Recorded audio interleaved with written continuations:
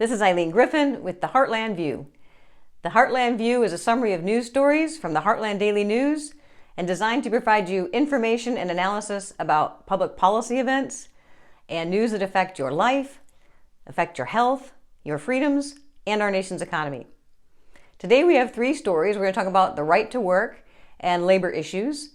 We have a story about election updates and a new election law in the state of California. And we're going to provide you some economic information. So let's get started with economics. Today's economic report confirms what other reports have indicated. The economy has been soaring for the first quarter. Stock prices are approaching a key test.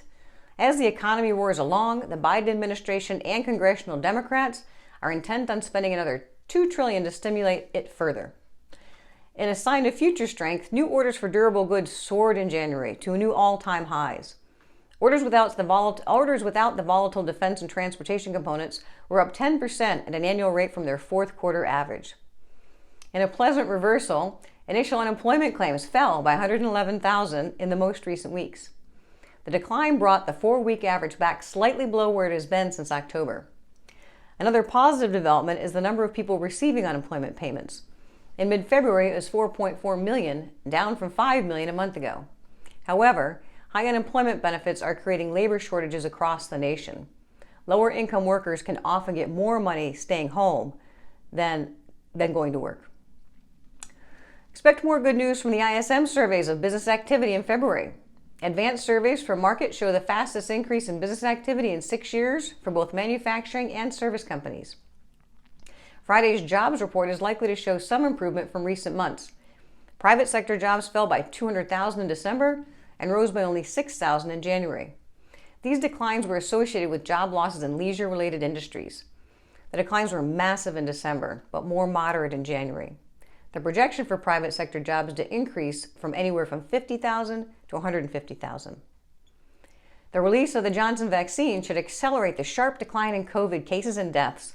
By this summer, the threat from COVID should be substantially reduced and the disease close to being eliminated. Since the November election, oil prices have risen by 70%.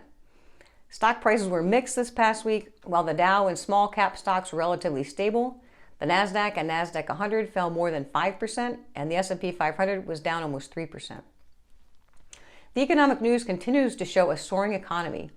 Surging business activity has raised the price for oil and other commodities. Concerns over inflation are the kiss of death for bonds. Longer-term interest rates have recently soared, with the yield on a 10-year Treasury notes going from 1.07% to 1.5% since the end of January. It didn't help that Fed Chairman Jerome Powell promised to maintain maximum monetary easing while downplaying concerns over inflation. It doesn't help that Congress is preparing to spend another $2 trillion in a misguided effort to somehow further stimulate an already soaring economy.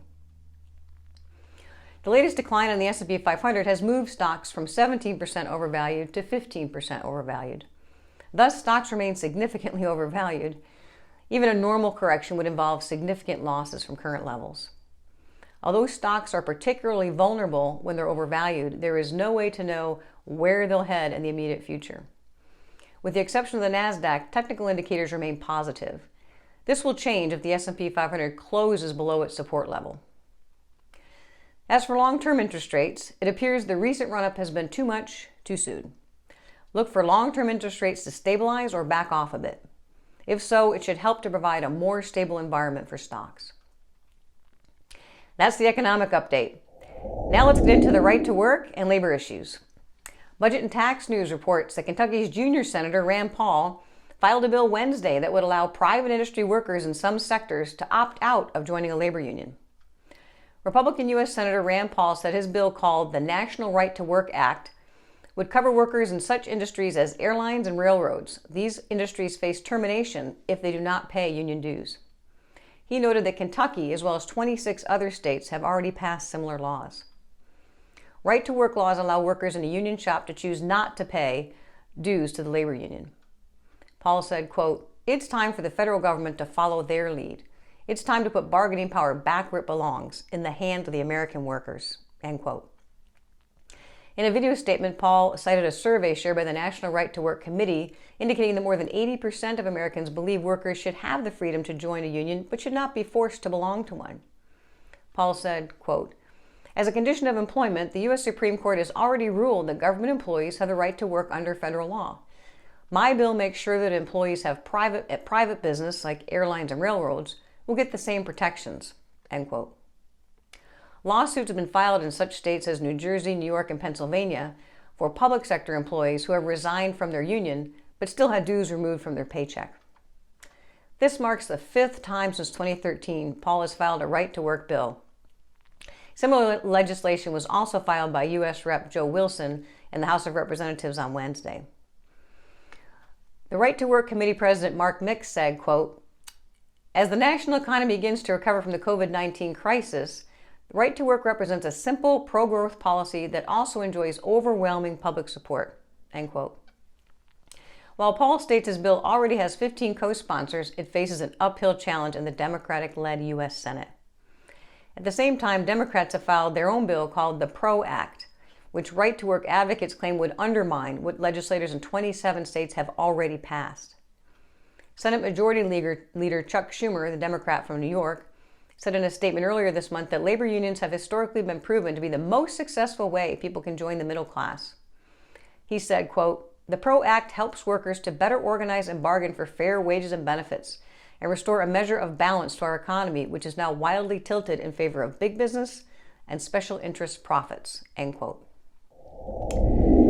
And in election news, out of state of California, Governor Gavin Newsom signed Senate Bill 29 into law over the weekend, formally extending the state requirements for counties to send absentee ballots to all voters until January 2022. This includes his own potential recall election. SB 29, authored by Senator Tom Umberg, the Democrat from Santa Ana, acts as an extension to AB 860, a bill that required all counties to mail out absentee ballots to all registered voters due to the COVID-19 concerns. This was the months before the November 2020 election. AB 860 was only set to last until November 2020 due to no more major federal or state elections until 2022. However, due to COVID-19 still being a major hindrance on in-person voting and a 2021 recall election of Governor Gavin Newsom becoming more and more likely, SB 29 was written to extend county ballots for all registered voters by mail all through this year. The voting over SB 29 was largely split along party lines in the Assembly and the Senate, with all Republicans either voting against the bill or not voting, and most Democrats voting in favor. Many who voted against the bill or abstained from voting fear that ballot harvesting, similar to the 2018 ballot harvesting incidents, could make a return and sway the votes in favor of keeping Newsom in office. Or if he should be voted out, having another candidate very similar to him take his place. Recall supporters see positives in passage of SB 29, as many have said that the passage of this bill may actually increase the odds that Newsom is recalled. With many polls showing Governor Newsom's popularity now dipping below 50%, and the recall signature campaign breaking collection records every passing week, supporters say that it may allow more people to vote him out who otherwise wouldn't have voted. A spokesman for the Recall Gavin Newsom Committee said of Newsom, quote, "He and his cronies at the state capitol are trying to change the rules in the middle of the game. You have a very angry electorate out there right now, and if everybody has access to a ballot during a recall election, he may just have sealed his own fate," end quote. Election experts have taken a different view, pointing out that many Californians are already voting by mail anyway, and they say there's still a long way to go until the recall election is complete. Charles Hobbs, a Southern California election analyst, said, quote, "The vast majority of Californians voted by mail in 2020, nearly 90%, and both parties saw major wins. Democrats got a few more seats in the state's legislature, while the GOP began taking back seats in the House. So it really can go either way. The real concern for both sides is that what Newsom does between now and the recall date, and who else decides to get into the race. He isn't where Gray Davis was in 2003 in terms of support, as Davis was very much disliked 18 years ago at this time. But Newsom is inching closer with each bad call, and the candidate going in can have a very big influence on the change. Arnold Schwarzenegger made a huge splash in 2003, getting critical bipartisan support and sinking any remaining chance Gray Davis had at beating the recall. We don't know yet what will happen in 2021. Major people, politicians, and actors alike have had to deny that they're running this year already. So any momentum from a yet unknown person can wreck Newsom's chances too. For Newsom, the declining popularity and a resurging GOP in California can become more and more terrifying. End quote. SB 29 was made law as soon as it was signed by Governor Newsom this weekend, ensuring that ballots will be sent to every registered voter in California this year.